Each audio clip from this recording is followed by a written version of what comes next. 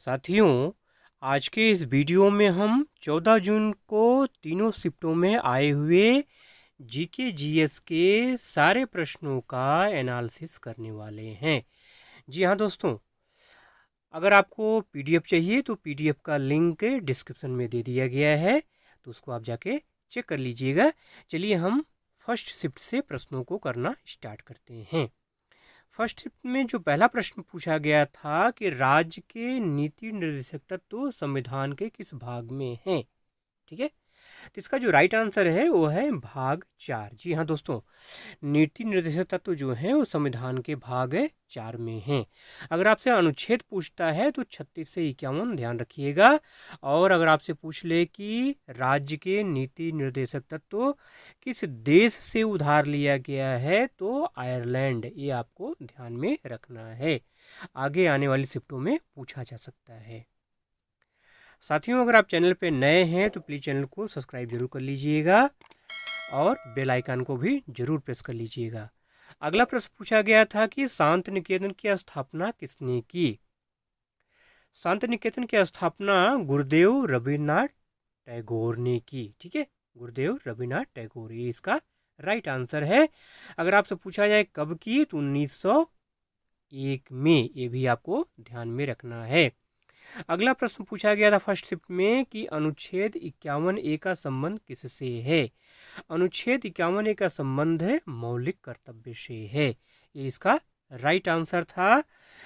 मौलिक जो कर्तव्य हैं, मौलिक कर्तव्य 42वां जो संविधान संशोधन हुआ था 1976 में सरदार स्वर्ण सिंह समिति की सिफारिश के आधार पर, तो मौलिक कर्तव्यों को संविधान में तब वही जोड़ा गया था, ठीक है दोस्तों। अगला प्रश्न पूछा गया था कि चंद्रमा पृथ्वी का एक चक्कर कितने दिन में लगाता है, तो 27 दिन 8 घंटे, ठीक है। अगर ऑप्शन में 28 दिन है तो भी सही है, 27 दिन 6 घंटे है तो भी सही है, ठीक है।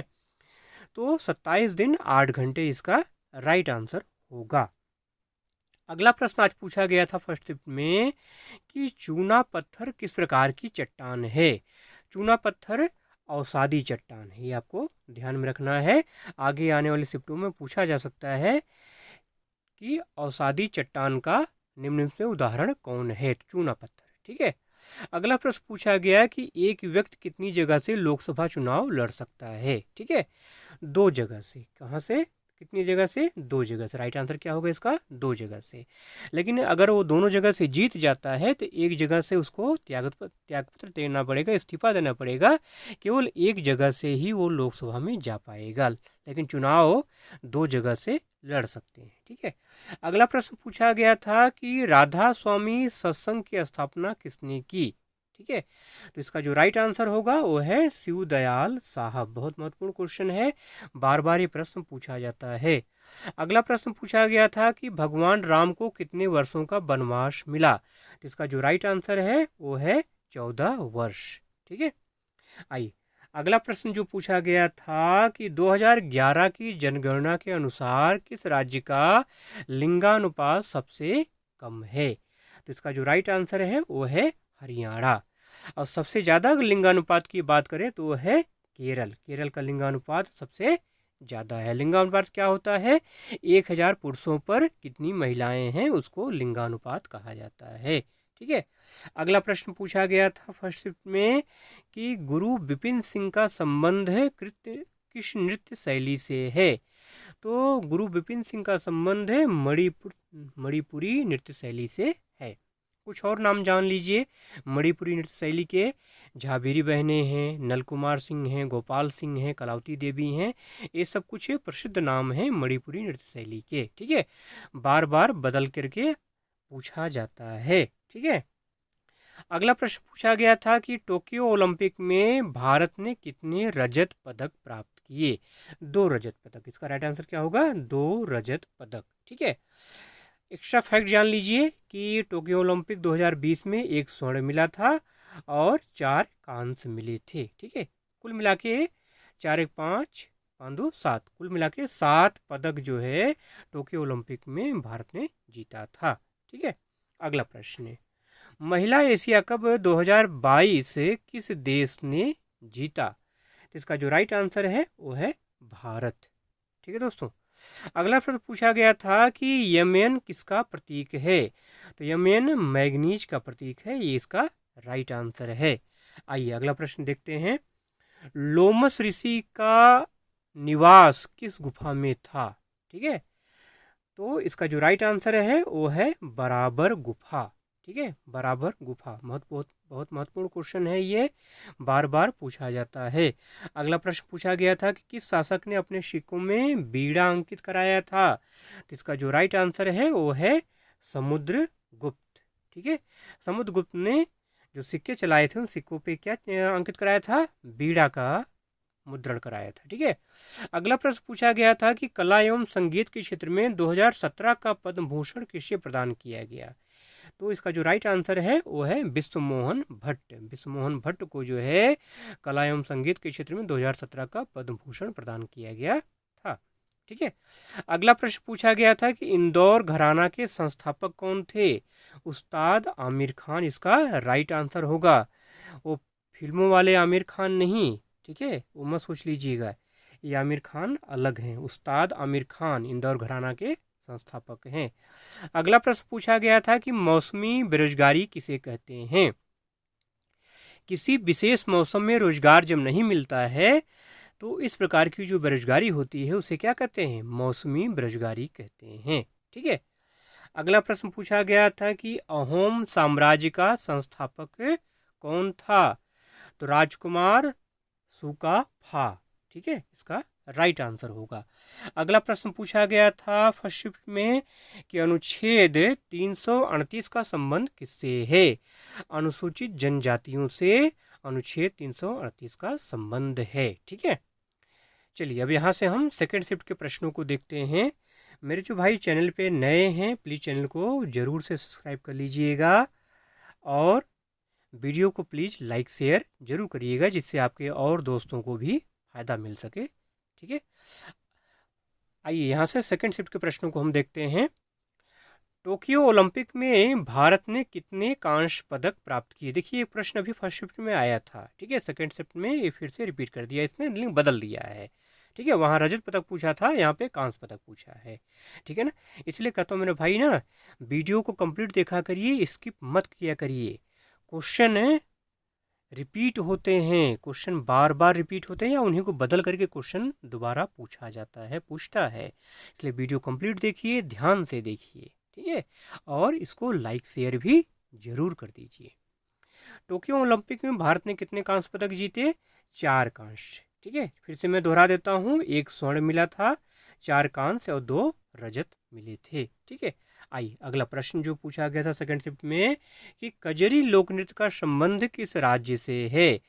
तो कजरी लोक नृत्य का संबंध उत्तर प्रदेश राज्य से है। उत्तर प्रदेश के कुछ और नृत्य जान लीजिए, नौटंकी है, रास है, धोबिया है, कटघोड़वा है, चरकुला है, जोगनी है, सारे के सारे फेमस नृत्य हैं उत्तर प्रदेश के जो बार बार पूछा जाता है। ठीक है, आइए अगला प्रश्न देखते हैं। 2011 की जनगणना के अनुसार महिला साक्षरता दर कितनी है? ऊपर पूछा था पुरुष साक्षरता दर, अब यहाँ पे पूछ लिया महिला साक्षरता दर। तो महिला साक्षरता दर है 65.46%। ठीक है, देश की कुल साक्षरता दर की अगर बात करें 74.04% है और पुरुष साक्षरता दर कितनी है? 82.1% है। ये फैक्ट भी आपको ध्यान में रखना है। ठीक है, अगला प्रश्न पूछा गया सेकंड शिफ्ट में कि रेगुलेटिंग एक्ट कब पास किया गया? तो रेगुलेटिंग एक्ट जो है 1773 में पास किया गया।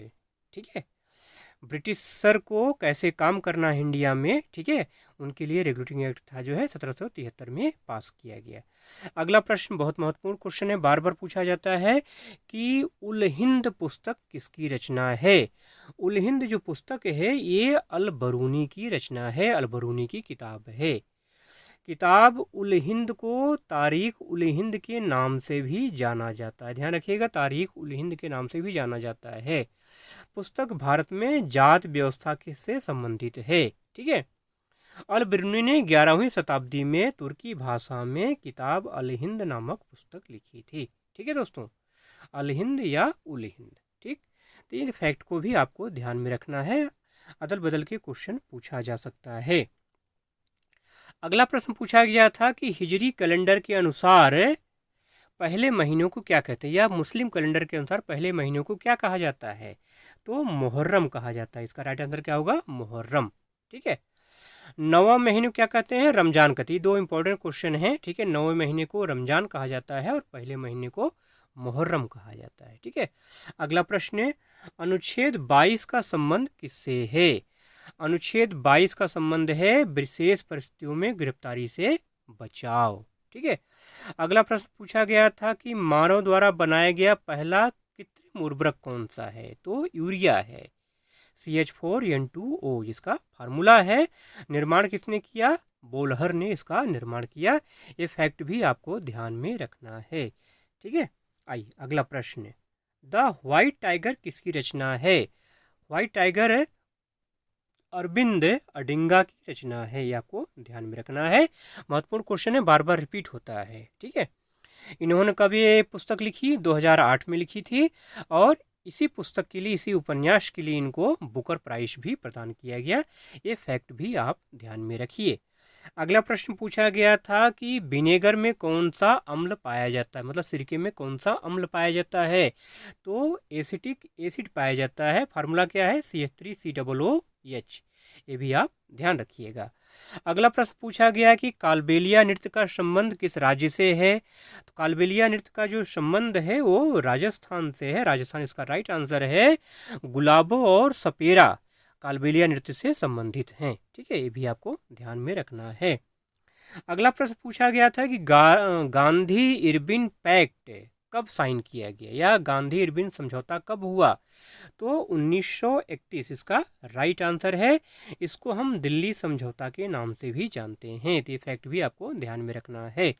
अगला प्रश्न पूछा गया था कि विधानसभा का कार्यकाल कितने वर्षों का होता है। विधानसभा का कार्यकाल होता है 5 वर्षों का। ठीक है दोस्तों, आइए अगला प्रश्न देखते हैं। कृष्णा नदी का उद्गम स्थल कहाँ है। कृष्णा नदी का उद्गम स्थल है महाबलेश्वर, महाराष्ट्र। ठीक है, ये इसका राइट आंसर है। महाबलेश्वर महाराष्ट्र से कृष्णा नदी निकलती है। शायद क्वेश्चन में आपके कुछ और दिया हुआ था।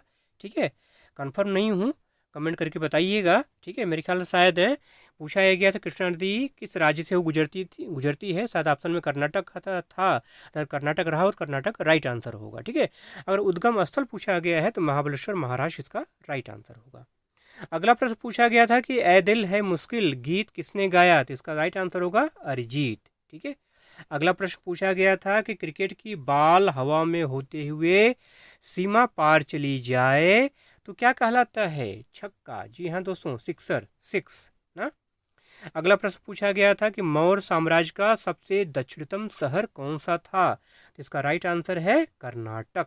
ठीक है, मौर्य साम्राज्य का सबसे दक्षिणतम शहर कौन सा था, कर्नाटक था। अगला प्रश्न सेकंड शिफ्ट में पूछा गया था कि तमिलनाडु के ऐरावतेश्वर मंदिर का निर्माण किस शासक ने करवाया, तो चोल शासक। इसका राइट आंसर क्या होगा, चोल शासक।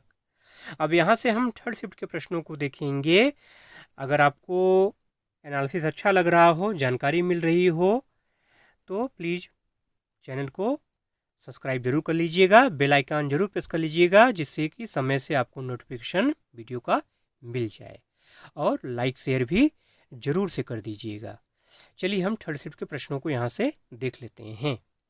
कुचिपुड़ी शास्त्रीय नृत्य किस संगीत के साथ किया जाता है, तो इसका राइट आंसर है कर्नाटक संगीत। अगला प्रश्न आपसे पूछा गया था थर्ड शिफ्ट में कि ज्योतिबा फुले का संबंध किस समाज से था, सत्यशोधक समाज। ठीक है, महत्वपूर्ण क्वेश्चन है। सत्यशोधक समाज की स्थापना किसने की, ज्योतिबा फुले ने की। कब की, 24 सितंबर 1873 को। तो ये फैक्ट भी आपको ध्यान में रखना है। अगला प्रश्न पूछा गया था कि अछूत उपन्यास किसकी रचना है। ठीक है, अनटचेबल, अछूत उपन्यास अनटचेबल, तो ये मुल्कराज आनंद की रचना है। कब, 1935 में ये उपन्यास आया था। ये फैक्ट भी आपको ध्यान में रखना है। अगला प्रश्न पूछा गया था कि प्रथम ओलंपिक खेलों का आयोजन कहाँ किया गया था, तो एथेंस, यूनान की राजधानी एथेंस है, वहाँ पर प्रथम ओलंपिक खेलों का आयोजन किया गया था। अगला प्रश्न आपसे पूछा गया कि मौद्रिक नीति कौन बनाता है? रिजर्व बैंक ऑफ इंडिया इसका राइट आंसर होगा। रिजर्व बैंक ऑफ इंडिया मौद्रिक नीति बनाता है। थर्ड शिफ्ट में अगला प्रश्न पूछा गया था कि सर्वप्रथम लोकसभा का गठन कब किया गया? तो 13 अप्रैल 1952 इसका राइट आंसर होगा। अगर आपसे राज्यसभा पूछ ले तो राज्यसभा का गठन भी 1952 में ही किया गया था। ये फैक्ट भी आपको ध्यान में रखना है। अगला प्रश्न काफ़ी दिन बाद पूछा गया है क्वेश्चन जो है, ठीक है। पंजाब के वर्तमान मुख्यमंत्री कौन है? मुझे ध्यान आ रहा है कि 2022 में SSC MTS का जो एग्ज़ाम हुआ था, ठीक है, उस समय ये क्वेश्चन पूछा गया था। बहुत ज़्यादा कई शिफ्टों में पूछा गया था। SSC GD का जो एग्ज़ाम हुआ था, कई सारे शिफ्टों में प्रश्न पूछा गया था। तब से अब ये प्रश्न रिपीट हुआ है। तो पंजाब के वर्तमान मुख्यमंत्री कौन हैं? भगवंत मान। किस पार्टी के हैं? आम आदमी पार्टी के हैं। अगला प्रश्न पूछा गया था कि मिल्खा सिंह क्या थे? मिल्खा सिंह एथलीट थे, ठीक है। या मिल्खा सिंह का संबंध किससे है? तो एथलेटिक्स से है, ये भी ध्यान रखिएगा। अगला प्रश्न पूछा गया था कि कौन सी दो नदियां मिलकर गंगा नदी का निर्माण करती हैं? तो भागीरथी और अलकनंदा, ये आपको ध्यान में रखना है। भागीरथी और अलकनंदा आगे चल करके मिल करके गंगा नदी का निर्माण करती हैं। अगला प्रश्न पूछा गया था कि चोल साम्राज्य में बेट्टी का क्या मतलब था? बेट्टी का मतलब होता है एक विशेष प्रकार का कर, ठीक है। एक एक्स्ट्रा फैक्ट जान लीजिए कि भूमि कर को चोल साम्राज्य में कनिका दान कहा जाता था, ठीक है, ये भी ध्यान में रखिए। अगला प्रश्न पूछा गया था कि छठ पूजा मुख्य रूप से किस राज्य का त्यौहार है? अभी आपका ऊपर पूछा गया था कि छठ पूजा किस देवता से संबंधित है, कल पूछा गया था, ठीक है। आज पूछ लिया कि छठ पूजा मुख्य रूप से किस राज्य का त्यौहार है? तो ये बिहार का त्यौहार है, ठीक है। वैसे अभी पूरी उत्तर प्रदेश, झारखंड, ठीक है, बिहार, ये सारे राज्यों में मनाया जाता है, लेकिन मुख्य रूप से जो शुरुआत की अगर बात की जाए तो बिहार, ठीक है। तो ये चीज़ ध्यान रखिएगा आप। अगला प्रश्न पूछा गया था कि सरसों के तेल में कौन सा अम्ल पाया जाता है? तो सरसों के तेल में मोनो अनसैचुरेटेड फैटी एसिड पाया जाता है। कितना? 60%, ठीक है।